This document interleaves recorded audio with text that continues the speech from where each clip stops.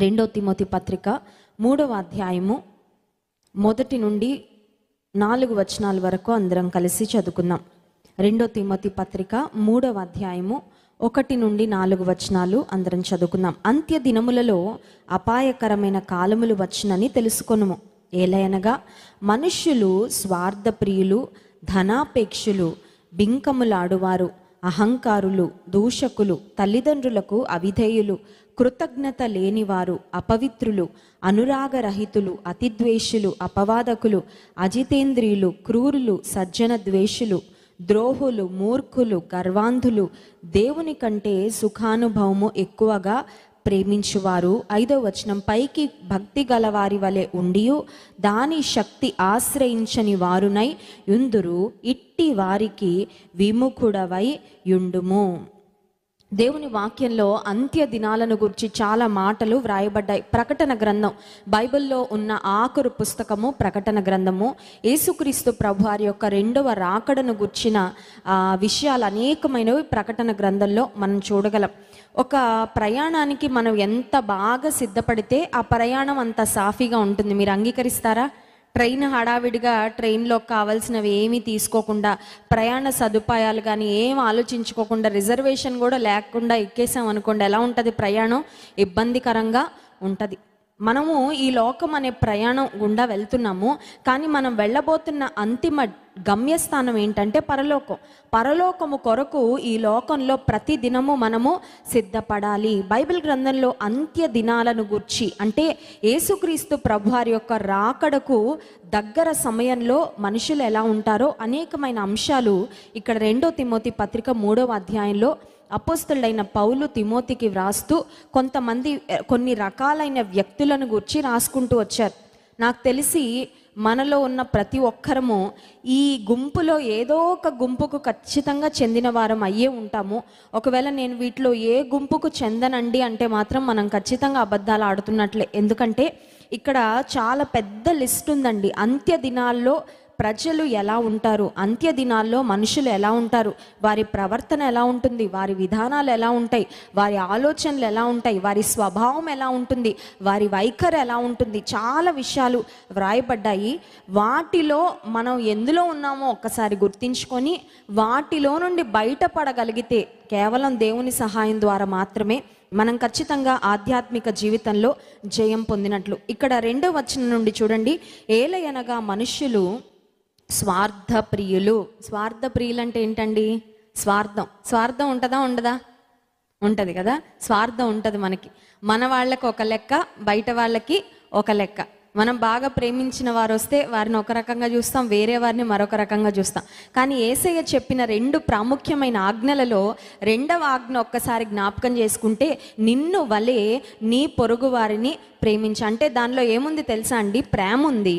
నిన్ను వలె నీ పొరుగు వారిని ప్రేమించు అనే మాటలో ప్రేమ చూపించు అనేది ఒక భాగం అయితే, రెండో భాగం ఏంటంటే నిన్ను వలె ఇతరులను ప్రేమించు. అంటే నువ్వు స్వార్థపరురాలిగా ఉండడానికి వీలు లేదు. చాలాసార్లు మనలో స్వార్థం ఉంటుంది. ఒక్కొక్కసారి నేను ఇంటికి ఎవరైనా గెస్ట్లు వస్తే వారికి వాటర్ ఇస్తాం కదా, మనం ఎవరైనా గెస్ట్లు వస్తే వాటర్ ఇస్తాం. మరి అప్పుడే నేను నా డైలీ పోర్షన్లో నిన్ను వలె నీ పొరుగువాన్ని ప్రేమించని చదువుకున్న తర్వాత మనసులో పెట్టుకున్నాను వాక్యం. ఎవరో గెస్ట్లు వచ్చారు, వాళ్ళు నాకు అంతగా తెలియదు, వారికి ఏం వాటర్ ఇవ్వాలి అంటే, ఇది ఇప్పుడు కాదులేండి, పెళ్ళి కాకముందు నా యవనస్తురాలిగా ఉన్నప్పుడు. అయితే నేను నీళ్లు తాగాలంటే గ్లాస్ బాగా కడుక్కొని, ఒకసారి 2 సార్లు కడుక్కొని అప్పుడు మంచిగా ఫిల్టర్ వాటర్ తీసుకొని తాగుతాను. అయితే ఎవరో గెస్ట్లు వచ్చారు, నాకు అంత హడావిడిగా ఉంది, సరే వాటర్ ఇవ్వాలి కాబట్టి ఇచ్చేస్తున్నాను, మా మమ్మీ తెమ్మన్నారని గ్లాస్ కడగట్లా, గ్లాస్లో నీళ్లు పట్టేస్తున్నాను. అంటే షెల్ఫ్లోనే ఉన్నాయి, అవేం మురిగ్గా లేవు. అప్పుడు దేవుడు నాతో మాట్లాడుతున్నాడు. ఏమని తెలుసా? నిన్ను వలే నీ పొరుగువాన్ని ప్రేమించంటే ఏంటి? నీకు నువ్వు గ్లాసు కడుగున్నదైనా కూడా మళ్ళీ కడుక్కుంటావుగా, మళ్ళీ శుభ్రంగా ఉందా లేదా చూసుకొని నువ్వు తాగుతావే. నిన్ను వలె నీ పొరుగువాన్ని ప్రేమించన్నప్పుడు నిన్ను నువ్వు ఎలా ట్రీట్ చేసుకుంటున్నావో నీ ఇంటికి వచ్చిన వారిని కూడా నువ్వు అలాగే ట్రీట్ చేయాలి. నీ సహాయాన్ని ఆశించిన వారిని కూడా అలాగే ట్రీట్ చేయాలి. నీ బిడ్డలను నువ్వు ఎలా ప్రేమిస్తున్నావో ఇతరుల బిడ్డలను కూడా నువ్వు అలాగే ప్రేమించాలి. నీ వారిని నువ్వు ఎలా యాక్సెప్ట్ చేస్తున్నావో, ఎలా భరించుకుంటున్నావో, ఎలా సహించుకుంటున్నావో బయట వారిని కూడా అలాగే అర్థమవుతుందండి? నేను చెప్పింది పెద్ద విషయం ఏం కాదు. కానీ దేవుడు చిన్న చిన్న విషయాల్లో కూడా మనతో మాట్లాడుతూ ఉంటాడు. ఆధ్యాత్మిక జీవితం అనేది ఇది థియరీ కాదండి. ఇదేదో 4 ముక్కలు నేర్చేసుకొని 4 వాక్యాలు కంఠస్థం చేసేసి 4 వాక్యాలు పట్టేసి నేను యేసుప్రభు బిడ్డనండి, నేను చర్చికి వెళ్ళిపోతున్నాను, నేను ప్రార్థన చేసేస్తున్నాను, నేను ఉపవాసం ఉంటాను అని సరిపెట్టుకునే భక్తి కాదు క్రైస్తవ విశ్వాసం అనేది. నీ వ్యక్తిగత జీవితంలో నువ్వు ఆచరించవలసిన విశ్వాసం. హల్లెలూయా. ఎందుకు ఈ మాటలు చెప్తున్నానంటే, చాలాసార్లు దేవుని వాక్యం ఏదో మన టెక్స్ట్ బుక్లు చదివినట్లు సైన్స్, మ్యాథ్స్, బయాలజీ, ఫిజిక్స్, ఆ శాస్త్రం, ఈ శాస్త్రం, గణిత శాస్త్రం చదివినట్లు చదివేసి ప్రక్కన పడేసి వాక్యానికి మన జీవితానికి సంబంధం లేకుండా బ్రతుకుతుంటాం. అందుకే క్రైస్తవులంటే లోకంలో చాలామందికి అసహ్యం వచ్చేస్తుంది. ఎందుకంటే క్రీస్తు పేరైతే పెట్టుకున్నాం కానీ క్రీస్తు వంటి మనసు మాత్రం మనలో ఏమాత్రం కనబడట్లేదు. నిజానికి యేసయ్య మాటలన్నీ మనం ఫాలో అయితే నేను అనుకుంటాను ఈ ప్రపంచంలో ఉన్న అవార్డులు రివార్డులు అన్నీ దేవుని బిడ్డలకే వస్తాయి. హల్లెలూయా.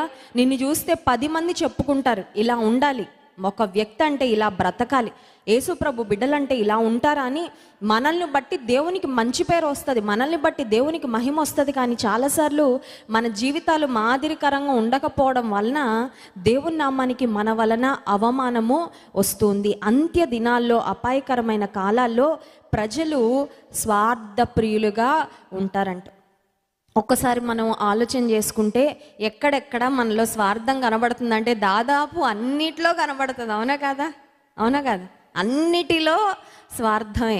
ఎవరైనా భోజనాలకు వచ్చారనుకోండి, మనకి ఇష్టమైన వాళ్ళకి మంచి ముక్కలు వెతికేస్తాం, మనకి ఇష్టం లేని వాళ్ళకి ఎముకలేస్తాం, లేకపోతే తొక్కలేస్తాం కదండి. చాలాసార్లు భోజనాలు పెట్టే దగ్గర, బట్టలు పెట్టే దగ్గర, లేకపోతే ప్రతి చిన్న విషయంలో కూడా మనం చాలా స్వార్థాన్ని కనుపరుస్తుంటాం. దేవుని బిడ్డలుగా మనం స్వార్థ ప్రియులుగా ఉండడానికి వీల్లేదు. Love your neighbour as your self. నిన్ను వలె నీ పొరుగు వారిని ప్రేమించు. ఆ తర్వాత ధనాపేక్షులు, బింకములాడువారు, అహంకారులు, దూషకులు, తల్లిదండ్రులకు అవిధేయులు, కృతజ్ఞత లేనివారు, అపవిత్రులు, అనురాగరహితులు, అతిద్వేషులు, అపవాదకులు, అజితేంద్రియులు, క్రూరులు, సజ్జన ద్వేషులు, ద్రోహులు, మూర్ఖులు, గర్వాంధులు, దేవుని కంటే సుఖానుభవంను ఎక్కువగా ప్రేమించువారు. ఆ తర్వాత 5వ వచనంలో పైకి భక్తి గల వారిగా కనబడతారు కానీ దాని శక్తిని ఆశ్రయించని వారు అని ఒక లిస్ట్ ఉంది. ఈ లిస్ట్లో అవన్నీ ఎక్స్ప్లెయిన్ చేసుకుంటూ వెళ్ళాలంటే ఇప్పుడు సమయం సరిపోదు. అయితే ఈ లిస్ట్లో ఏ ఏ స్వభావాలు మనలో ఉన్నాయో ఒక్కసారి వాటిని గమనించుకొని, ఈ స్వభావం నాలో ఉంది, ఈ పాపం నాలో ఉంది, ఈ బలహీనత నాలో ఉంది, ఈ లోటు నాలో ఉంది ప్రభా, కానీ నీ కృప ద్వారా నేను దాన్ని అధిగమించాలని కోరుకుంటున్నాను, నేను ఎదగాలని ఆశిస్తున్నాను అని మనం అడగగలిగితే దేవుడు తప్పకుండా ఆధ్యాత్మిక జీవితంలో మనకు జయాన్ని ఇస్తాడు. హల్లెలూయా. అందుకే ఒక దైవజనుడు ఏమన్నాడంటే, ఆత్మీయ జీవితంలో నీ ఎదుగుదలకు నువ్వెవరితో పోటీ పెట్టుకోవాల్సిన అవసరం లేదంట. అర్థమవుతుందండి? అందరికీ పోటీ పెట్టుకోవడం బాగా అలవాటు కదా.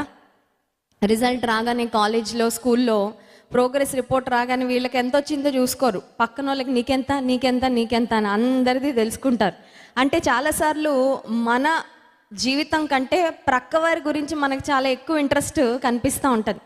మనం ఏం చీర కట్టుకుందామని చూడరు, వాళ్ళేం కట్టుకున్నారు, ఆ వెనక ఆవిడేం కట్టుకుందా, పక్క ఆవిడేం కట్టుకుందా అని చాలాసార్లు ఈ ఇంట్రెస్ట్ చాలా ఎక్కువైపోతూ ఉంటుంది. ఆధ్యాత్మిక జీవితంలో మనల్ని మనం ఎవరితో పోల్చుకోకూడదు. కానీ నిన్నటి కంటే నేను ఈరోజు దేవునికి దగ్గరగా వచ్చానా, నిన్న నాలో బలహీనతలు ఉన్నాయి, మొన్న నేను దేవుని ఇబ్బంది పెట్టాను, బాధ పెట్టాను, ఆయా విషయాల్లో నేనే డిసప్పాయింట్ అయ్యాను నా జీవితాన్ని బట్టి.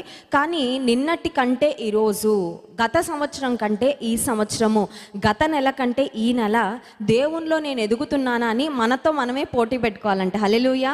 అంటే అర్థం ఏంటంటే మనల్ని మనము స్వపరీక్ష చేసుకోవాలి. దేవుని మందిరానికి వచ్చినప్పుడల్లా ఒకటి చేసుకోవాలి, ఒక పరీక్ష. అదేంటంటే స్వపరీక్ష.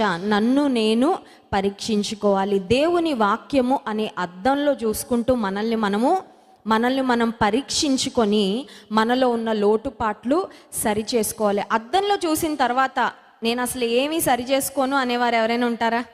అసలు అద్దం ముందుకు వెళ్ళేదే సరి చేసుకోవడానికి. కొంతమంది చూడండి, దువ్విన తలయే 10 సార్లు దూవుతుంటారు మగపిల్లలు. ఇక వాళ్ళకి బైక్ మిర్రర్ దొరికినా, కార్ అద్దాలు దొరికినా ఏది వదలరు. కొంచెం షాప్లో ఏమన్నా అద్దాలు కనబడినా నిలబడి సర్దేసుకుంటూ ఉంటారు కదండి. అద్దంలో చూసినప్పుడు మనలో ఉన్న లోపాన్ని మనము సవరించుకోవడానికి ప్రయత్నం చేస్తూ ఉంటాం. దేవుని వాక్యం కూడా ఒక అద్దము వంటిది. దేవుని వాక్యంలో మన లోటుపాట్లు మనకు కనబడతాయి.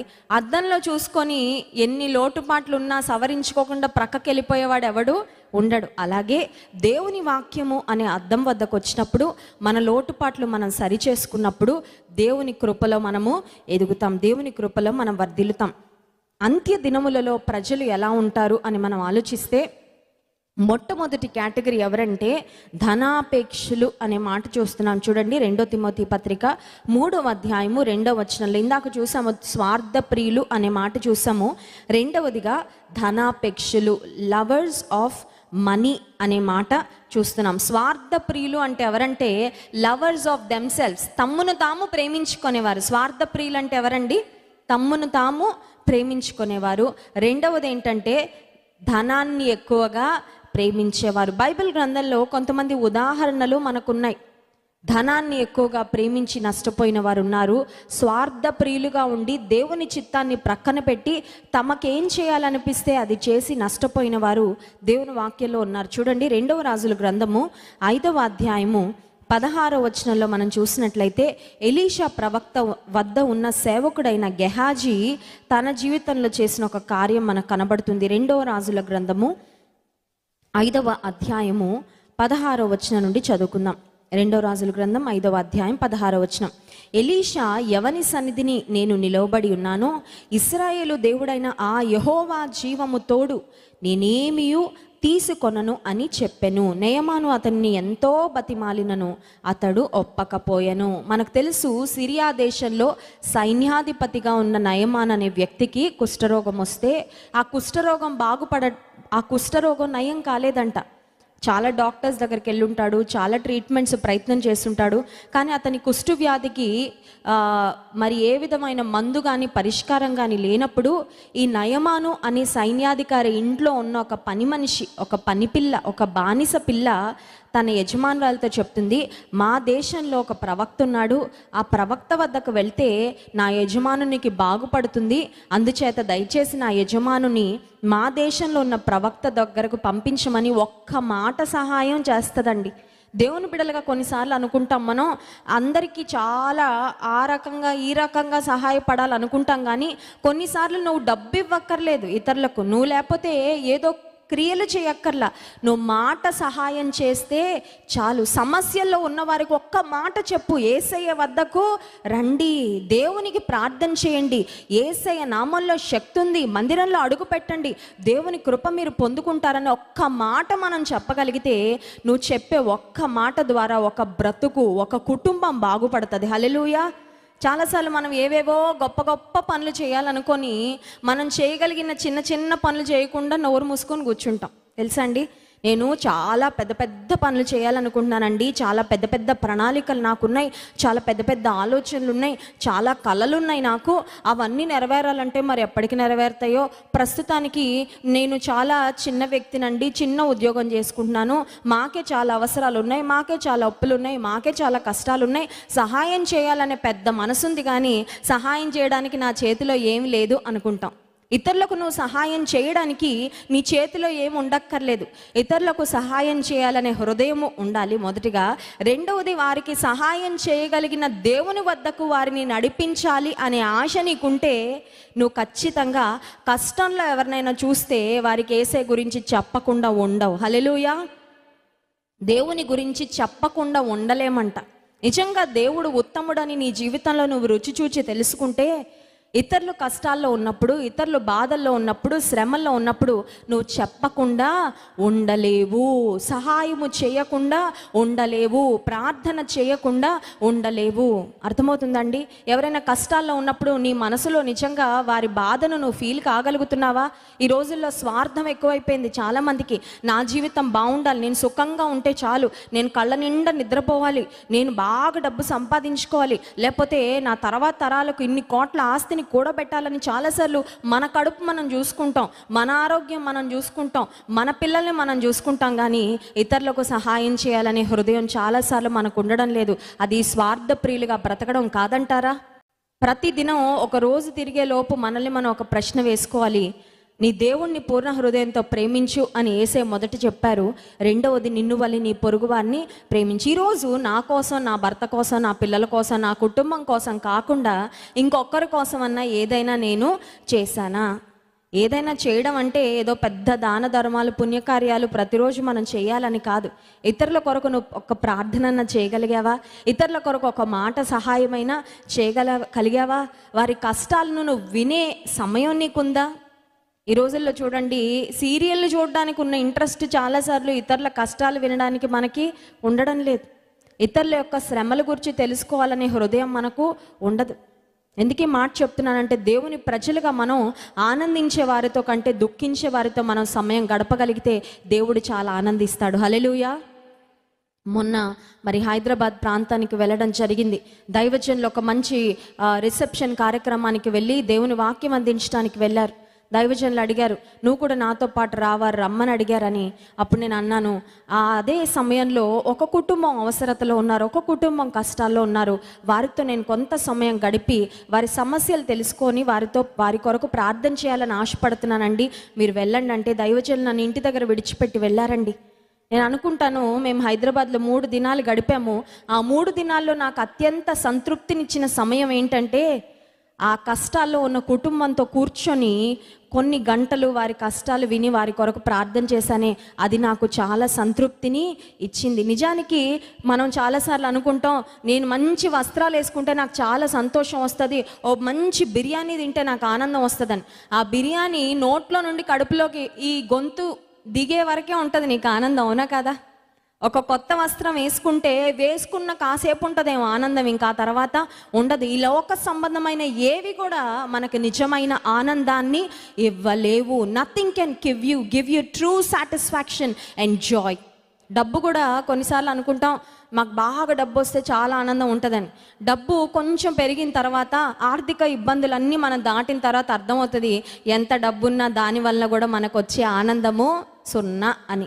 డబ్బు వలన ఓకే కొంచెం ధైర్యం ఉంటుందేమో, ఒకవేళ ఏదైనా ఖర్చులు ఉంటే, ఏదైనా అవసరతలు ఉంటే ఎవరి వైపు చేయి చాపకుండా మా జీవితం, మా బ్రతుకు బండి ముందుకు వెళ్ళిపోద్దని, అంతవరకే తప్ప నీ జీవితంలో నిజమైన ఆనందం మాత్రం నీ కొరకు నువ్వు బ్రతికినప్పుడు ఖచ్చితంగా నీకు రాదు. దేవుని కొరకు నువ్వు బ్రతికితే, దేవుని గురించి కొన్ని మాటలు ఇతరులకు నువ్వు చెప్పగలిగితే, ఇతరులకు నువ్వు సహాయపడగలిగితే, ఆ రోజు మీరు చూడండి ఖచ్చితంగా హృదయం నిండా బోలెడంతా ఆనందము, సంతోషం.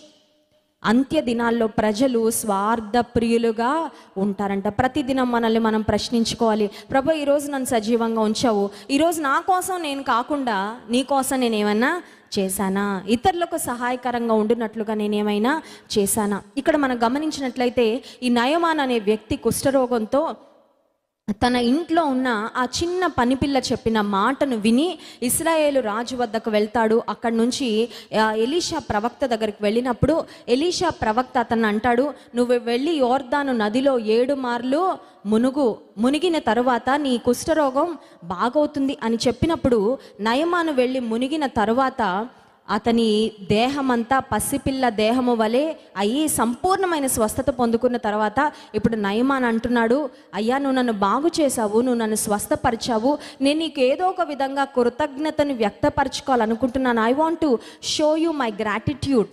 జీవితంలో కృతజ్ఞత కలిగి ఉండడం చాలా ప్రాముఖ్యం అండి. కొన్నిసార్లు మనం ఎలా ఉంటామంటే, మేలు పొందుకునే వరకు చాలా ఆసక్తి చూపిస్తాం, చాలా శ్రద్ధ, చాలా భక్తి చూపిస్తాం. మేలు పొందుకున్న తర్వాత మేలు చేసిన వాళ్ళని మర్చిపోతాము, వారి పట్ల కృతజ్ఞత కూడా చాలాసార్లు మనము కలిగి ఉండము. దేవుని ప్రజలుగా మనలో ఉండవలసినది కృతజ్ఞత. నయమాన్ అడుగుతున్నాడు, అయ్యా నా కుష్ఠరోగం నుండి నన్ను బాగు చేశావు, నేను నీకు ఏదో ఒకటి ఇవ్వాలనుకుంటున్నాను, కొన్ని కానుకలు నేను సిద్ధపరచుకొని వచ్చాను, నేను ఆ కానుకలు నీకు ఇవ్వాలని ఆశపడుతున్నాను అన్నప్పుడు ఎలీషా అంటాడు, నాకు ఏ కానుక అవసరం లేదయ్యా, నువ్వు వెళ్ళిపో, నీ దారిని నువ్వు వెళ్ళిపో, దేవుడు నిన్ను స్వస్థపరిచాడు, నువ్వు నీ దారిన వెళ్ళిపో అని చెప్పినప్పుడు, ఇక్కడ గెహాజీ ఎలీషా దగ్గర ఉన్న సేవకుడు అండి, ఇవన్నీ జాగ్రత్తగా వింటున్నాడు, గమనిస్తున్నాడు. ఇదేంటి ఇన్ని బహుమానాలు వస్తే, తన చేతుల దగ్గరకు వస్తే వాటిని ఎందుకు కాదనుకుంటున్నాడు, ఎందుకు వాటిని కాలదన్నుతున్నాడు, పోనీ ఆ బహుమానాలు తీసుకొని నాకన్నా ఇవ్వచ్చు కదా అని వెనకాల స్వార్థంతో ఆలోచించుకుంటున్నాడు. అలా ఆలోచించుకున్న గెహాజీ ఎలీషా దగ్గరికి వెళ్ళి, అయ్యా నీకు ఇలాంటి వాటి మీద ఆశ లేదు కానీ నాకు ఆశ ఉంది, కొంచెం అవి నాకు ఇప్పించు అని అడుగుంటే బాగుండేదేమో గెహాజీ. కానీ గెహాజీ ఎలీషాని అడగలేదు. తన మార్గం తాను ఎంచుకొని తను ఏం చేశాడంటే చూడండి 20వ వచనం చూడండి, 20వ వచనం. అంతటా దైవజనుడైన ఎలీషాకు సేవకుడగు గెహాజీ సిరియనుడైన ఈ నయమాను తీసుకొని వచ్చిన వాటిని అంగీకరించుటకు నా యజమానునికి మనస్సు లేకపోయిన, కానీ యెహోవా జీవము తోడు నేను పరుగెత్తుకొని పోయి అతని కలుసుకొని అతని యొద్ద ఏదైనాను తీసుకొందును అనుకొని. ఇప్పుడు నయమాను యొక్క రథాన్ని వెంబడించాడండి. ఎవరు వెంబడించారు? గెహాజీ వెంబడించాడు. ఎందుకంటే ఏ బహుమానాలు అయితే నయమాను నా యజమానునికి ఇవ్వాలనుకున్నాడో అవన్నీ నాకు కావాలి, అవన్నిటిని నేను పొందుకుంటాను. ఒక మాట చెప్పమంటారా? దేవుడు నీ కోసం ఏది దాచిపెట్టలేదో, దేవుడు ఏది నీ కోసం ఏర్పాటు చేయలేదో దాని వెనకాల నువ్వు పరిగెత్తావంటే అది ఒకవేళ నువ్వు పొందుకోవచ్చేమో, కానీ దానివల్ల నీకు వచ్చే లాభం కంటే నష్టమే ఎక్కువ. చాలాసార్లు దేవుడు మన కొరకు ఏది పెట్టలేదో దానికోసం ఆశపడతా ఉంటాం, అవునా కదా? దేవుని చిత్తం ఏంటి, నేనేం పొందుకోవాలి, నాకు ఏ సమయంలో ఎప్పుడు ఏమి ఇవ్వాలో నా దేవునికి తెలుసు, నేను అడుగుతాను, ఆయన చేతులకు అప్పగిస్తాను, ఆయన సమయం కొరకు కనిపెడతాము అనే ఓపిక చాలామంది విశ్వాసులకు ఉండక తొందరపాటుతో చాలా నష్టాన్ని కొని తెచ్చుకుంటున్న విశ్వాసులు చాలామంది ఉన్నారు. కొన్ని సంవత్సరాల క్రితం ఒక యవ్వన చెల్లెమ్మ హైదరాబాద్ ప్రాంతం నుండి నాకు ఫోన్ చేసి చెప్తుంది, అక్క ఒక మంచి ఫారెన్ సంబంధం అని అమ్మా నాన్న వాళ్ళు వారం రోజుల్లో నా ఎంగేజ్మెంట్ పెట్టేశారు, పెళ్లి పెట్టేశారు.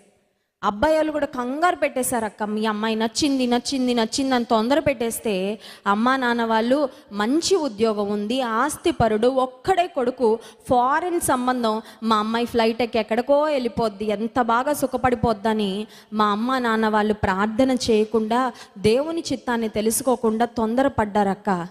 ఈరోజు నేను నరకాన్ని అనుభవిస్తున్నాను, ప్రతి క్షణం నాకు నరకం చూపిస్తున్నాడు, ఈ వ్యక్తితో బ్రతకడం కంటే ఒంటరిగా బ్రతకడమే మేలని అనిపిస్తుందని ఏడ్చుకుంటా చెల్లెమ్మ ఫోన్ చేసి చెప్పింది.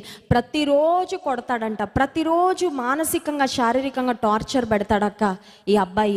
ఈ బ్రతకడం కంటే చనిపోవడం నాకు నయం అనిపిస్తుంది. ఎందుకు ఈ మాటలు చెప్తున్నానంటే చాలాసార్లు ధనాన్ని ఆశించో మరొక స్థాయినో స్థితిగతులను ఆశించో దేవుని చిత్తాన్ని తెలుసుకోకుండా మన కోసం దేవుడు ఏది పెట్టలేదో దాని వెనకాల మనం పరిగెడితే ఒకవేళ పొందుకోనివన్నీ పొందుకుంటామేమో, వాటితో పాటు చాలా నష్టము, చాలా కష్టము, చాలా కన్నీరు, చాలా నిట్టూర్పు, చాలా వేదన కూడా మనం సంపాదించుకున్న వారం అవుతామండి. దేవునికి తెలుసు మనల్ని ఎప్పుడు ఆశీర్వదించాలో. హల్లెలూయా! దేవునికి తెలీదా అండి? దేవునికి తెలుసు, దేవునికి ఇష్టము మనల్ని ఆశీర్వదించాలని. కానీ వాటికంటే ప్రాముఖ్యంగా మనం ఆయన చిత్తములో నిలిచి ఉండాలని దేవుడు కోరుకుంటున్నాడు. హల్లెలూయా! ఆయన చిత్తం నుండి ప్రక్కకు తొలగిపోయి ఈ లోకమంతా సంపాదించిన దేవునికి మన వలన ఆనందము ఉండదు. ఒకడు లోకమంతయు సంపాదించుకొని తన ప్రాణాన్ని పోగొట్టుకుంటే వానికి ఏమీ ప్రయోజనం? ఈ గెహాజీ పరిగెత్తుకుంటూ వెళ్ళాడండి, నయమాను యొక్క రథాన్ని వెంబడించాడు. నయమాను సడన్గా వెనక్కి తిరిగి చూశాడు, అయ్యో ప్రవక్త అయిన ఎలీషా దగ్గర ఉండే పిఏనా అసిస్టెంట్ వస్తున్నాడా, అమ్మో ప్రవక్త గారే పంపించారేమో అని వెంటనే రథాన్ని ఆపేశాడు. బాబు ఏంటి ఇలా వచ్చావు, ఏం కావాలి నీకంటే ఏ ఆస్తి పాస్తులు, ఏ వెండి బంగారాలు, ఏ వస్త్రాలు ఆశించాడో అవన్నీ తీసుకున్నాడు. అవన్నీ తీసుకొని జాగ్రత్తగా, పాపం ఎలీషా ప్రవక్తకి ఏమీ తెలీదు, పిచ్చోడు, ప్రార్థన చేసుకుంటూ ఉంటాడు, ప్రార్థన దేవుడు తప్ప ఇవేమీ తెలీదు, నేను ఎక్కడ తిరిగినా, నేను ఎవరితో ఏం మాట్లాడినా, ఏ అక్రమంగా సంపాదించినా మరి ప్రవక్త అయిన ఎలీషాకు తెలియదు అనుకొని ఆ వస్త్రాల్ని తను తీసుకున్న వాటన్నిటిని జాగ్రత్తగా వెళ్ళి దాచిపెట్టుకున్నాడండి. దాచిపెట్టుకున్న తర్వాత ఎలీషా ప్రవక్త ఆత్మలో గ్రహించాడు. హల్లెలూయా! నిజమైన దేవుని సేవకుడు ఆత్మలో గ్రహిస్తాడు. ఒకవేళ బయటకి కనబడకపోయినా, చాలామంది అనుకుంటారు దైవజనులకి ఏం తెలియదండి, పాస్టర్ గారికి ఏమీ తెలీదు, వారు ఎప్పుడు ప్రార్థనలో ఉంటారు, మీటింగ్లో ఉంటారు, పరిచర్లో ఉంటారు, మేమేం చేసినా తెలీదు, బిహైండ్ ద సీన్, రహస్యంగా బిహైండ్ ద స్క్రీన్స్ మేమేం చేసినా ఎవరు పట్టించుకోరు అని అనుకుంటారు. కానీ నిజమైన దేవుని సేవకునికి ఆత్మలో తెలుస్తుంది, నువ్వు దేవునిలో ఉన్నావా లేదా, నువ్వు తప్పిపోతున్నావా, నువ్వు ఎక్కడ తిరుగుతున్నావు, దేవుడు తన ఆత్మ ద్వారా బయలుపరుస్తాడు. ఒకసారి ఒక యవ్వనస్తుడు నా దగ్గరకు వచ్చాడు, ఏదో విషయం మాట్లాడడానికి రాగానే అప్పటి వరకు ఆ యవనస్తుడు అంటే నాకు చాలా మంచి అభిప్రాయం ఉండేదండి. ఒక చక్కని తమ్ముడు వలె మందిరంలో ఉన్న యవన తమ్ముళ్ళందరినీ నా సొంత తమ్ముళ్ళ నేను భావిస్తూ ఉంటాను. ఒక మంచి తమ్ముళ్ళ నేను చక్కగా మాట్లాడేదాన్ని. ఆ రోజు ఎందుకో నా లోపల దేవుడు ఒక కోపాన్ని పెట్టాడు. నాకు అర్థం కాలేదు, ఈ తమ్ముడు అంటే నేను ఒక అందరిలాగా చక్కగా నవ్వుతూ పలకరిస్తాను, ఎందుకు నాలో ఇలాంటి భావన వస్తుందని. ఆ రోజు ఎందుకో ఆ యవనస్తునితో మాట్లాడుతున్నప్పుడు దేవుడు నాతో చెప్తున్నాడు, ఆ అబ్బాయి రూట్ బాగాలేదు, ఆ అబ్బాయి సరిగ్గా లేడు, దేవునిలో లేడు, ఆ అబ్బాయి విషయంలో జాగ్రత్తగా ఉండాలి. ఆ తర్వాత నేను దేవుని ఆత్మను బట్టి, దేవుడిచ్చిన నడిపింపును బట్టి మాట్లాడడం అయిపోయిన తర్వాత నేను వెళ్ళి ప్రార్థనలో కూడా ఉన్నాను. ఎందుకు ప్రభా, మరి ఇప్పటి వరకు నాకు ఈ అబ్బాయి గురించి ఎటువంటి బ్యాడ్ రిపోర్ట్ లేదు, నాకు ఇప్పటి వరకు అతని గురించి ఎవరు వచ్చి ఏమీ చెప్పలేదు, కానీ నా మనసులో ఎందుకో సమాధానం అనిపించడం లేదు, అతని ప్రవర్తనలో ఏదో తేడా ఉన్నట్లు గ్రహిస్తున్నానని ప్రార్థన చేస్తూ ఉంటే ఆ తర్వాత వారం రోజుల్లోనే చాలా విధాలుగా దేవుడు బయలుపరిచాడండి. ఆ యవనస్తుడు దేవుని చిత్తంలో నుండి తప్పిపోయాడు, లోకంలో తిరుగుతున్నాడని. ఎందుకు ఈ మాటలు చెప్తున్నానంటే, దేవుని ఆత్మ కలిగిన దైవ జనులకు దేవుడు ఖచ్చితంగా స్పష్టమైన విధానంలో విషయాలను బయలుపరుస్తాడు. నీలో దేవుని ఆత్మ ఉందా, లేకపోతే నీవు దురాత్మ ద్వారా నడిపించబడుతున్నావా? ఈ రోజుల్లో చాలామంది దేవుని ఆత్మను ప్రక్కన పెట్టేసి, పరిశుద్ధాత్మను ప్రక్కన పెట్టేసి, దేవుని సన్నిధిని ప్రక్కన పెట్టేసి దురాత్మల ద్వారా నడిపించబడతా ఉంటారు. సింపుల్గా ఒక మాట చెప్పమంటారా? దేవుని ఆత్మ మనలో లేకపోతే దురాత్మ వచ్చి ఉంటాడు. అర్థమవుతుందండి?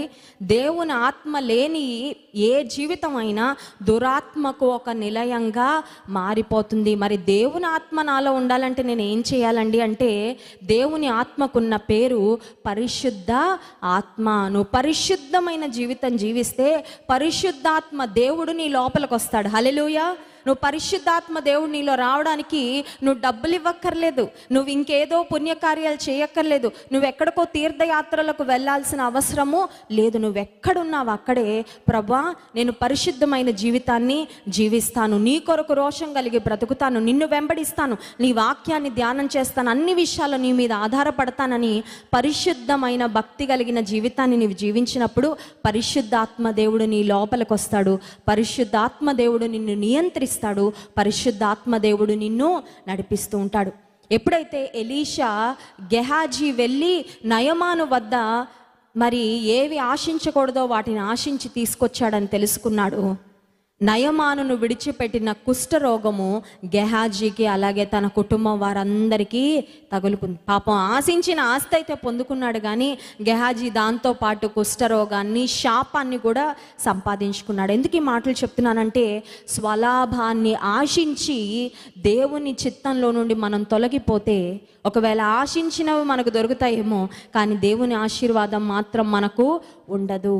ఈ లోక సంబంధమైన ఆస్తి కావాలా, లేక దేవుని ఆశీర్వాదం కావాలా?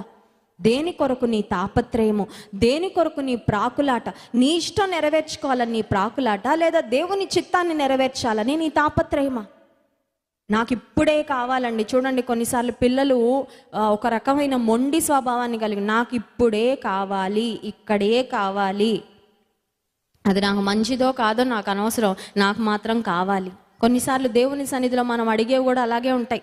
ఇప్పుడే కావాలి, ఇక్కడే కావాలి, ఇదే కావాలి. దేవుడు నీ కోసం మేలైనది, శ్రేష్టమైనది మరేదో దాచిపెట్టాడు, దాని కొరకు వేచి ఉండే ఓపిక చాలాసార్లు నీకు ఉండడం లేదు. అంత్య దినాల్లో, అపాయకరమైన కాలాల్లో ప్రజలు స్వార్థప్రియులుగా ఉన్నారంట. రెండవదిగా మనం గమనించినట్లయితే 2 తిమోతి పత్రిక 3వ అధ్యాయము 2వ వచనంలో మనం చూసాము, ధనాపేక్షులుగా ఉన్నారు, లవర్స్ ఆఫ్ మనీ అనే మాట చూస్తున్నాం. మత్తయి సువార్త 26వ అధ్యాయము 14వ వచనంలో మనం చూసినట్లయితే, యేసుక్రీస్తు ప్రభువారు ఏర్పాటు చేసుకున్న 12 మంది శిష్యులలో ఒక శిష్యుడుగా ఉన్న ఇస్కరియోతు యూదా యేసుక్రీస్తు ప్రభువును అమ్మివేశాడు. మత్తయి సువార్త 26వ అధ్యాయము 14వ వచనం చూడండి. అప్పుడు 12 మందిలో ఒకడగు ఇస్కరియోతు యూదా ప్రధాన యాజకుల యొద్దకు వచ్చి, నేను ఆయనను మీకు అప్పగించిన ఎడల నాకు ఏమి ఇత్తురని వారిని అడిగెను. అందుకు వారు 30 వెండి నాణెములు తూచి వానికి ఇచ్చిరి. వాడప్పటి నుండి ఆయనను అప్పగించుటకు తగిన సమయము కనిపెట్టుచుండెను. What a PT! యేసు ప్రభు బాగా ప్రేమించాడు 12 మంది శిష్యులను. ఆయనతోనే పెట్టుకున్నాడండి. వారందరినీ పిలుచుకున్నాడు, వాళ్ళందరినీ సెపరేట్ చేసుకున్నాడు. యేసుక్రీస్తు ప్రభు ఒక పబ్లిక్ ఫిగర్ అండి. ఆ రోజుల్లో ఆయన ఒక సంచలనం. ఆయన్ని బహుజన సమూహంలో వెంబడిస్తూ ఉంటే ఆయనతో పాటు ఉంచుకున్న 12 మంది కూడా సెలబ్రిటీలు అయిపోయారు. ఎందుకంటే యేసు ప్రభుతోనే తిరుగుతున్నారు కదా వారు. యేసు ప్రభు ఎక్కడికి వెళ్తే అక్కడికి వెళ్తున్నారు, యేసయ్య మాటలు వింటున్నారు, యేసయ్య చేస్తున్న సూచక్రియలు చూస్తున్నారు, మృతులను సైతం ఆయన లేపుతుంటే ఇవన్నీ చాలా ఆశ్చర్యంగా ఉన్నాయి. యేసయ్య యొక్క శక్తిని, ప్రభావాన్ని దగ్గరుండి చూస్తున్నారు. కానీ సాడ్ థింగ్ ఏంటంటే యేసయ్యకు దగ్గరగా ఉండి యేసయ్యకు దూరంగా వెళ్ళిపోయిన ఒక వ్యక్తి ఇక్కడ మనకు కనబడుతున్నాడు. విశ్వాస జీవితంలో కొన్నిసార్లు ఈ డేంజర్ ఉంటుంది. ఆ డేంజర్ ఏంటంటే మందిరానికి వస్తూనే ఆత్మలో జారిపోయే అవకాశం కూడా ఖచ్చితంగా ఉంటుంది. ఇక్కడ ఇస్కరియోతు యూదా విషయంలో మనం గమనించినట్లయితే ప్రధాన యాజకులు ఇస్కరియోతు యూదా వద్దకు వచ్చి, ఆ రోజుల్లో దాదాపు అందరూ సిమిలర్గా ఉండేవారంటండి. యూదులు మనం గమనించినట్లయితే వారు వేసుకునే అంగీలు కానీ, కొన్ని వాళ్ళ ఫేషియల్ ఫీచర్స్ కానీ చూడండి. కొన్నిసార్లు కొరియన్స్ అందరూ మనకు ఒకటేలా కనబడుతూ ఉంటారు, చైనీస్ అందరూ మనకు ఒకటేలా కనబడుతుంటారు. బహుశా అమెరికన్స్కి మనందరం కూడా ఒకటేలా కనబడతామేమో నాకు తెలియదు. మరి మనకైతే మనలో పోలికలు, మనలో తేడాలు మనకి బాగానే కనబడుతూ ఉంటాయి. ఆ రోజుల్లో యూదులు వారి వస్త్రధారణ, వాళ్ళ హెయిర్ స్టైల్, అలాగే వారి ముఖము, పోలికలు ఇవన్నీ చాలా దగ్గరగా ఉండేవండి, సిమిలర్గా ఉండేవారు. ఇంకోటి, వాళ్ళు యేసయ్యతో తిరిగి ఉన్నారేమో, వాళ్ళందరి ముఖాలు కూడా యేసయ్యలా తయారైపోయి ఉన్నాయి. ఇప్పుడు ఏంటంటే ఈ ప్రధాన యాజకులు యేసుప్రభుని సిలువ వేయాలని ముందుగానే ప్లాన్ చేసుకున్నారు కాబట్టి యేసుప్రభుకు దగ్గరగా ఉండే వారిలో బలహీనమైన వారు ఎవరైనా ఉంటే వారిని పట్టుకొని వారి ద్వారా యేసయ్యను చంపాలి అనే ఒక ప్లానింగ్ వేసుకుంటే వారికి దొరికాడండి. ఎవరు దొరికారు? ఇస్కరియోతు యూదా దొరికాడు. స్వార్థ ప్రియుడు, ధనాపేక్ష కలిగిన వ్యక్తిగా ఇస్కరియోతు యూదాను మనం చూస్తున్నాం. ప్రధాన యాజకులు పిలిచి, యేసుక్రీస్తు ప్రభువును నువ్వు మాకు అప్పచెప్పాలి అంటే నిజానికి ఇస్కరియోతు యూదా ఏమనాలండి? నా యేసయ్య నేను అప్పచెప్పను, నా యేసయ్య రక్షకుడు, నా యేసయ్య ఈ లోకంలో ఎవరికి ఏ అపకారం చేయలేదయ్యా, ఆయనను నేను ఎందుకు అప్పగిస్తానని వారిని బెదిరించాలి, వారితో ఫైట్ చేయాలి, యేసు ప్రభు పక్షంగా నిలబడాలి. యేసయ్య పక్షంగా నిలబడకుండా ఆపోజిట్ పార్టీలో వెళ్ళి నిలబడినట్లుగా ఇస్కరియోతు యూదాను మనము చూస్తున్నాము. దేవుని మందిరానికి వస్తున్నాం కరెక్టే, కానీ దేవుని పక్షంగా ఉన్నామా లేకపోతే పరపక్షంలో మనం వెళ్ళి చేరుతున్నామా? చాలాసార్లు దేవుని మందిరానికే వస్తాం, దేవుని ప్రజలతో కలిసే ఉంటాం, దేవుని ఆరాధిస్తూనే ఉంటాం, కానీ దేవుని మాటల కంటే ఎక్కువ అపవాది మాటలకు మనం చాలాసార్లు ఆసక్తిని చూపిస్తూ ఉంటాం, ఇంట్రెస్ట్ చూపిస్తూ ఉంటాం, వింటూ ఉంటాం, ఎగ్జిక్యూట్ చేసేస్తూ ఉంటాం. ఇస్కరియోతు యూదా కూడా ప్రధాన యాజకుల మాటలు విని కేవలం 30 వెండి నాణాలకు, 30 pieces of silver, 30 వెండి నాణాలకు యేసుక్రీస్తు ప్రభుని అమ్మి, ఆ మాట చూస్తే చాలా బాధ అనిపిస్తుందండి. 16వ వచనం, మత్తయి సువార్త 26వ అధ్యాయం 16వ వచనం, వాడప్పటి నుండి ఆయనను అప్పగించుటకు తగిన సమయము కనిపెట్టుచుండెను. యేసయ్యను పట్టించడానికి అప్పటి నుండి కనిపెడతా ఉన్నాడంట. He was waiting for an opportunity. He was on that mission. ఒక పని, ఒక పెద్ద ప్లానింగ్లోకి వెళ్ళిపోయాడు. ఆ ప్లానింగ్ ఏంటంటే యేసు ప్రభువును ఏ సమయంలో అప్పచెప్పాలా, ఎప్పుడు అప్పచెప్పగలనా అని దాని కొరకు కనిపెడుతూ వచ్చాడంట. విశ్వాస జీవితంలో దేవుని కంటే ఎక్కువ ధనాన్ని ప్రేమిస్తే మనం ప్రేమించిన ఆ ధనమే దేవుణ్ణి అమ్మివేయడానికి ఒకవేళ దోహదపడుతుందేమో. ఆ ధనమే, ఆ ధనాపేక్షే దేవుని ప్రేమ నుండి మనల్ని దూరం చేస్తుందేమో. మనల్ని మనం పరీక్షించుకోవాలి. ఉదయకాల సమయంలో మరి అలాగని ధనం వద్దా అండి? డబ్బు వద్దా? క్రైస్తవులకి ధనం వద్దా? కావాలి. డబ్బు సంపాదించకపోతే ఈ లోకంలో మళ్ళీ ఇళ్ళు కట్టుకోవాలి, లేకపోతే అట్లీస్ట్ రెంటెడ్ హౌస్లో ఉంటే రెంట్ కట్టాలి, మంచి ఆహారం తినాలంటే డబ్బు కావాలి, అన్నిటికీ లోకంలో ధనం కావాలి. పిల్లల్ని కాలేజెస్లో జాయిన్ చేయాలంటే, స్కూల్స్లో జాయిన్ చేయాలంటే, ఒక మందులు కొనుక్కోవాలంటే దేనికైనా ధనం కావాలి. కానీ ధనము దేవుని స్థానాన్ని తీసుకోవడానికి మాత్రం వీలు లేదు. హల్లెలూయా. ఒకవేళ ఎవరైనా నా దగ్గరకు వచ్చి 1 కోటి రూపాయలు నీకు ఇస్తానమ్మా, నీవు క్రైస్తవురాలు కాదని చెప్పంటే నేను అంటాను, నా 1 కోటి రూపాయలు కాలి గోటితో సమానం అని చెప్తాను. Hallelujah. I don't need any money, but I need my Jesus. నా యేసయ్య నాకు కావాలి. నా యేసయ్యను దేనికోసం కూడా నేను విడిచి పెట్టను. నా యేసయ్యని దేంతో కూడా ఈ లోకంలో నేను సమానం చేయను. హల్లెలూయా. ఈ లోకంలో దేవుని బిడ్డలుగా మనం బ్రతుకుతున్నప్పుడు మొదటిగా మనం చూసాం స్వార్థ ప్రియులుగా మనం ఉండడానికి వీల్లేదు. రెండవది ధనాపేక్షలుగా. మూడవది చూసి మనం ముగించుకుందాం చూడండి. ఆ తర్వాత 2 తిమోతి పత్రిక 3వ అధ్యాయంలో ఇంకా లిస్ట్ అంతా ఉంది, అవన్నీ చెప్పుకోవడానికి సమయం లేదు. కానీ 5వ వచనం, పైకి భక్తి గల వారి వలె ఉండి దాని శక్తిని ఆశ్రయించని వారు. 4వ వచనము, దేవుని కంటే సుఖానుభవమును ఎక్కువగా ప్రేమించువారు. దేవుని కంటే సుఖానుభవమును ఎక్కువగా ప్రేమించువారు. ఈ లోకంలో ఇప్పుడు అంతా లగ్జరీ ఎక్కువైపోయింది, కంఫర్ట్ కదండి. అన్ని స్విచ్లు వేస్తే పని అయిపోతుంది. అంతకుముందు రోకల్ బండ బాగా రుబ్బి స్త్రీలందరూ మెరుపు తీగల్లా ఉండేవారు కదా. ఇప్పుడు ఏమైపోతుందంటే అలా స్విచ్ చేస్తున్నాం కాబట్టి మనమేమో రోల్ రుబ్బుల్లాగా అది అలా రోటి బండల్లా తయారవుతున్నాం. ఆ మెషిన్లు ఏమో మరి మన పని అంతా అవి చేసేస్తున్నాయి. మనకేమో ఇప్పుడు వెయిట్ పెరిగిపోయి మళ్ళీ సెపరేట్గా వాకింగ్, మళ్ళీ సెపరేట్గా జాగింగ్, సెపరేట్గా ఎక్సర్సైజు. ఒకప్పుడు అన్ని బట్టలు కష్టపడి ఉతికేవారం, హెల్దీగా ఉండేది బాడీ, చక్కగా ఎక్సర్సైజ్. ఇప్పుడు అలా స్విచ్ చేస్తే ఉతకడమే కాదు, పిండేసి ఇంకా ఆల్మోస్ట్ ఆరబెట్టుకునే అవసరం లేకుండా రెడీ చేసి ఇచ్చేస్తున్నాయి మనకి కదండి. మనకి ఇస్త్రీ చేసే మెషిన్ కూడా ఏదైనా ఉంటే బాగుండు, అందులో వేసి ఒక స్విచ్ చేసేస్తే కదండి. ఈ రోజుల్లో డిష్ వాషర్లు కూడా వచ్చేసాయంటే ఇండియాకి, గిన్నెలు కూడా తోముకునే పని లేదంటే. రోజు రోజుకి ఏమవుతుందంటే మనకి సుఖము బాగా ఎక్కువైపోతుంది. పాస్టర్ గారు చెప్తా ఉంటారు కదా, సుఖము అతి సుఖమునకు నడిపిస్తుందంట. సుఖం ఏంటంట, ఇంత సుఖం ఉంది కదా చాలే ఇంకొంచెం కష్టపడదాం అనుకోరండి. ఇంకా కొంచెం కంఫర్ట్, ఇంకా కొంచెం లగ్జరీ. సోమరితనం చాలాసార్లు పెరిగిపోతుంది. మన దేహానికి సుఖం ఎక్కువ కోరుకొని చాలాసార్లు మనం ప్రార్థన కూడా చేయలేకపోతున్నాం, అవునా కదా. దేహం చాలాసార్లు అంటది పడుకో, ఇంకాసేపు పడుకో, ఇంకాసేపు పడుకో అంటది. బాగా పడుకొని ఆరోగ్యం పాడవుతుంది, కానీ కష్టపడి పని చేసిన వాళ్ళ ఆరోగ్యం ఎప్పుడు పాడవదండి. హల్లెలూయా.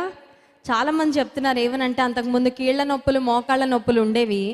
150 రోజులు ప్రార్థనలో దైవజనులు మోకాళ్ళ ప్రార్థన గురించి చెప్పారు. అప్పటి నుంచి మోకాళ్ళ ప్రార్థన వేస్తున్నామండి. రోజుకి 1.5 అవర్, 1.5 గంట కూడా మోకాళ్ళ మీద ప్రార్థన చేస్తున్నాం. ఈ కీళ్ల నొప్పులు, మోకాళ్ళ నొప్పులు ఎటుపోయాయో తెలియడం లేదని. హల్లెలూయా. దేవుని సన్నిధిలో మోకాళ్ళు వేసి ప్రార్థన చేస్తే మన మోకాళ్ళను దేవుడు బలపరుస్తాడు. హల్లెలూయా.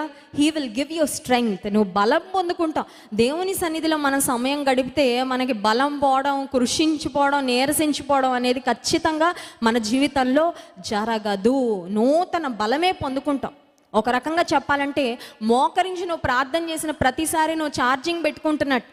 మానసికంగా ఒకవేళ కృంగిపోతే మోకాళ్ళే, ఒక రూమ్లోకి వెళ్ళు, తలుపేసుకో, మోకరించి ప్రార్థన చేయి. నువ్వు ఎక్కడ కృంగిపోయావా ఆ కృంగుదల నుండి దేవుడు వెంటనే నేను పైకి లేపుతా. నీరసంగా ఉందా, మోకాళ్ళు వేసి ప్రార్థన చేయి. ప్రభా నాకు చాలా నీరసంగా, నా ఎదుట చాలా పని ఉందయ్యా, అసలు కాలు కూడా కదపాలనిపించట్లేదు, అడుగు తీసి అడుగు వేసి ఓపిక లేదయ్యా అంటే మోకాళ్ళు వేసి ప్రార్థన చేయి. దేవుడు నీకు శక్తినిస్తాడు. హల్లెలూయా. ఒకవేళ ఏదైనా పని చేయాలంటే భయం ఉందని మనసులో, ఎవరిని వెళ్ళి కలవాలయ్యా, ఎవరితో మాట్లాడాలి, ఏం మాట్లాడాలి, నాకు భయంగా ఉంది, నాకు మాట్లాడడం చేత కాదు. కొంతమంది కన్ఫ్యూజన్లో చెప్పాల్సినవన్నీ మర్చిపోతుంటారు. కొంతమంది ఒకటి చెప్పాలనుకొని ఇంకోటి చెప్పేస్తూ ఉంటారు కదండి. చాలాసార్లు ఏదైనా సవాళ్ళు మన ఎదుట ఉన్నప్పుడు, సమస్యలు మన ఎదుట ఉన్నప్పుడు మనకి ఏం చేయాలో తోచదు. అటువంటి సమయంలో మోకరించి ప్రార్థన చేయి. నీ సుఖాన్ని పక్కన పెట్టి దేవుని సన్నిధిలో నువ్వు ప్రార్థన చేయగలిగితే ప్రార్థనే శక్తి. హల్లెలూయా. ప్రార్థనే ప్రతి విశ్వాసికి జయము. హల్లెలూయా. చాలాసార్లు ఏదైనా పనులు కావాలంటే ఆ ఆఫీసర్ దగ్గరికి, ఈ ఆఫీసర్ దగ్గరికి అపాయింట్మెంట్ కొరకు వెళ్ళి గంటల తరబడి ఆఫీసుల ముందు నిలబడి చేతులు కట్టుకొని చాలాసార్లు మన పనులు అవ్వాలని ప్రయత్నాలు చేసి పనులు అవ్వక తిరిగి వచ్చేస్తూ ఉంటాం. చాలామంది చెప్తున్న సాక్ష్యాలు ఏంటంటే, ఈ 150 రోజుల ప్రార్థనలు దైవజనులు ప్రారంభించిన తర్వాత మోకాళ్ళు వేసి సమస్యల కొరకు ప్రార్థన చేస్తూ ఉన్నప్పుడు చాలాసార్లు, చాలా నెలల నుండి, సంవత్సరాల నుండి ఎన్ని ఆఫీసుల చుట్టూ తిరుగుతున్నా కూడా అవ్వని పనులు దేవుడు జరిగిస్తున్నాడని. హల్లెలూయా. మన దేవుడు అద్భుత కార్యాలు జరిగించేవాడు. ఆయన వాక్కును పంపి కార్యాలు చేస్తాడంటండి. హల్లెలూయా. ఆకాశంలో ఆయన సింహాసనం మీద కూర్చుని ఉన్నాడు. ఒక్క ఆర్డర్ ఇస్తే చాలు, నీకు ఏ గవర్నమెంట్ ఆఫీస్లో ఏ పని ఆగిపోయిందో, నీ పిల్లల వివాహాలు ఎక్కడ ఆగిపోయినాయో, నీ ఆర్థిక సమస్యలు ఎక్కడున్నాయో, ఏ లోన్స్ నీకు శాంక్షన్ అవ్వాలో నువ్వు వీళ్ళ చేతులు కాళ్ళు పట్టుకోవాల్సిన అవసరము లేదు. ఏసే కాళ్ళు నువ్వు పట్టుకో, నీ సుఖాన్ని ప్రక్కన పెట్టి దేవుని పాద సన్నిధిలో నిన్ను నీవు తగ్గించుకొని ఆయన మీద ఆధారపడు. దేవుడు ఖచ్చితంగా ఆయన కార్యాన్ని జరిగిస్తాడు. 2 తిమోతి పత్రిక 4వ అధ్యాయము 10వ వచనంలో మనం గమనించినట్లయితే చూడండి, 2 తిమోతి పత్రిక 4వ అధ్యాయము 10వ వచనాన్ని చదువుకుందాం. దేమా ఈ లోకమును స్నేహించి నన్ను విడిచి తెస్సలోనికకు వెళ్ళెను. అపోస్తలుడైన పౌలు గారి యొక్క పరిచర్యలో అపోస్తలుడైన పౌలుతో చేతులు కలిపి అపోస్తలుడైన పౌలుకు దేవుడిచ్చిన దర్శనంలో ఆయనతో కలిసి ప్రయాసపడిన వారు చాలామంది ఉన్నారండి. మనకి పౌలు శీల కనబడతారు, వారిద్దరూ కలిసి వెళ్ళి పరిచర్య చేసినట్లుగా. అలాగే పౌలు బర్నబా మనకు కనబడతారు పరిచర్య చేసినట్లుగా. పౌలుతో ఒక సొంత కుమారుని వలె, ఒక ఆత్మీయ కుమారునిగా పౌలు భక్తునికి సహకరించిన తిమోతి మనకు కనబడతాడు. But very unfortunate young man ఇక్కడ ఒక వ్యక్తి కనబడుతున్నాడండి. దేమా అనే ఒక వ్యక్తి కనబడుతున్నాడు. ఈ దేమా అనే వ్యక్తికి దైవజనునితో కలిసే అవకాశం దేవుడు ఇచ్చాడంట, దైవజనునితో కలిసి పరిచర్య చేసే అవకాశం ఇచ్చాడంట. కానీ ఇతను దేవుడిచ్చిన అవకాశాన్ని సద్వినియోగం చేసుకోలేకపోయాడు. మండుచున్న కట్టెలలో కట్టెని తీసుకొచ్చి పెడితే ఏమవుతుందండి? అది మండుతుందా మండదా? ఆరిపోయిన కట్టెను మండుచున్న కట్టెల్లో తెచ్చి పెడితే ఈ ఆరిపోయిన కట్టె ఖచ్చితంగా వెలుగుతుంది, ప్రకాశిస్తుంది. ఒక మండుచున్న విశ్వాసితో నువ్వు సహవాసం చేస్తే, ఒక మండుచున్న దేవుని కొరకు ప్రకాశిస్తున్న సంఘంలో నువ్వు నాటబడితే నువ్వు కూడా ఆత్మీయ జీవితంలో ఏమవుతూ ఉంటావు? మండుతూ ఉంటావు. చాలామంది నాకు చెప్తున్న సాక్ష్యం ఏంటంటే, క్రైస్ట్ వర్షిప్ సెంటర్కి వచ్చిన తరువాత దైవజనుల యొక్క వర్తమానం లైవ్లో వింటున్నప్పటి నుండి ఆత్మీయంగా మేము మండుతున్నామండి. ఇప్పటి వరకు ఆరిపోయి ఉన్నాం, కానీ ఇప్పుడు మండుతున్నాం. ఈ మంట ఎప్పటికీ మాలో మండాలని ప్రార్థన చేయండి. కొంతమంది ఉన్నారు మందిరానికి వచ్చి ఆ తర్వాత ఎందుకో ఆయా కారణాల ద్వారా ట్రాన్స్ఫర్ల వలనో అక్కడికి ఇక్కడికి వెళ్ళిపోయి దేవునితో డిస్కనెక్ట్ అయిపోయిన వారు, దేవునికి కొంతమంది దూరంగా వెళ్ళిపోయిన వారు, వాళ్ళు మళ్ళీ ఆత్మీయ జీవితంలో చల్లారిపోయారు. ఇక్కడ దేమా అనే వ్యక్తి మనకు కనబడుతున్నాడు. అపోస్తలుడైన పౌలు దగ్గరకు వచ్చాడంటే ఎంత గొప్ప అవకాశం అది! దైవజనుని దగ్గరగా ఉండే అవకాశం, దైవజనునికి పరిచర్యలో సహకరించే గొప్ప కృప దేవుడిచ్చాడు. అవకాశాన్ని సద్వినియోగపరచుకోలేదంటే, ఎందుకు సద్వినియోగపరచుకోలేదంటే, ఈ లోకమును స్నేహించి నన్ను విడిచి తెస్సలోనికకు వెళ్ళను. అంటే దేవుని కంటే ఎక్కువ దేన్ని ప్రేమించాడనమాట దేమా అనే వ్యక్తి? లోకాన్ని ప్రేమించాడు. ఎప్పటికప్పుడు మనల్ని మనం ప్రశ్నించుకోవాలి, నా ఫోకస్ ఎక్కడుంది, నా దృష్టి ఎక్కడుంది, నా ధ్యాస ఎక్కడుంది? దేవుని మీద ఉందా, లేక దేవుని నుండి మళ్లించబడుతుందా? ఏ స్నేహితులు నన్ను దేవునికి దూరం చేస్తున్నారు, ఏ అలవాట్లు నన్ను దేవునికి దూరం చేస్తున్నాయి, ఏ యొక్క పరిస్థితులు నన్ను దేవునికి దూరం చేస్తున్నాయి అని మనల్ని మనం పరీక్షించుకోగలిగితే, చూడండి, కొన్నిసార్లు రోడ్డు మీద వెళ్తున్నప్పుడు సడన్గా ఎటో చూస్తుంటే ఆ స్టీరింగ్ ఇలా తిరుగుతుంది. తిరగగానే వెంటనే డ్రైవర్ ఏమవ్వాలి? అలర్ట్ అవ్వాలి. అలర్ట్ అయ్యి మళ్ళీ తిన్నగా పెట్టుకోవాలి. పెట్టుకోకపోతే ఏమవుతుంది? వెహికల్కి యాక్సిడెంట్ అయిపోద్ది. కొన్నిసార్లు విశ్వాస జీవితంలో కూడా రోడ్డు మీద డ్రైవర్స్ వెళ్తున్నప్పుడు ఎలా అయితే అటు ఇటు చూసి కొంచెం డిస్ట్రాక్ట్ అవుతారో, ఈ లోకం కొన్నిసార్లు ఒక రంగుల వలయంలాగా నిన్ను ఆకర్షించడానికి ప్రయత్నం చేస్తుంది. కానీ విశ్వాస జీవితంలో మళ్ళీ నువ్వు నీ దృష్టిని మరల్చుకోవాలి. Where is my focus, where is my goal? నా గురి ఏంటి, నా గమ్యం ఏంటి, నేను ఎటు వెళ్తున్నాను? నేను ఏసే కోసం పరిగెడుతున్నాను, ముందుకు వెళ్తున్నాను, గురి యొద్దకు పరిగెడుతున్నాను.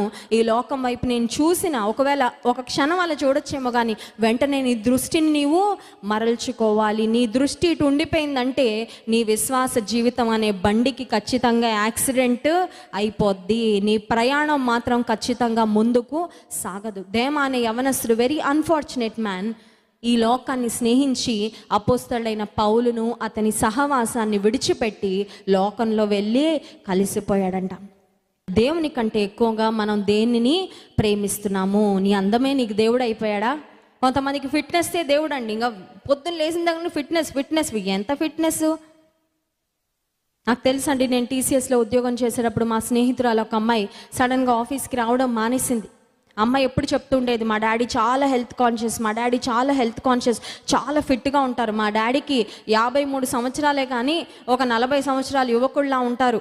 చాలా ప్రతిరోజు వాకింగ్కి వెళ్తారు, ప్రతిరోజు జిమ్ చేస్తారు, హెల్తీ ఫుడ్ తింటారు, ఆయిలీ ఫుడ్స్ అసలు తినరని. సడన్గా వాళ్ళ నాన్నగారికి మరి అప్పుడు 50 సంవత్సరాల వయసే కేవలం, ఆయన హార్ట్ అటాక్ వచ్చి చనిపోయారండి. ఆ వార్త విన్నప్పుడు నాకు ఒకటి అర్థమైంది, ఏంటంటే ఫిట్నెస్ కాదు మనకు ఆయుష్నిచ్చేది, దేవుని కృపని. హల్లెలూయా. దేని వెంట నువ్వు పరిగెడుతున్నావు? అలాగని ఫిట్నెస్ ఉండకూడదని చెప్పట్లేదు, ఆరోగ్యంగా మనం తినకూడదని చెప్పడం లేదు, ఆరోగ్యం గురించి శ్రద్ధ తీసుకోవద్దని నేను చెప్పడం లేదు. కానీ దేవుని కంటే నువ్వు దేనిని ఎక్కువగా ప్రేమించడానికి వీలు లేదు. అది డబ్బైనా సరే, సుఖమైనా సరే, స్వార్థమైనా సరే, అందమైనా సరే, నీ బలమైనా సరే, ఆస్తిపాస్తులైనా సరే, వాట్ ఎవర్ ఇట్ ఇస్.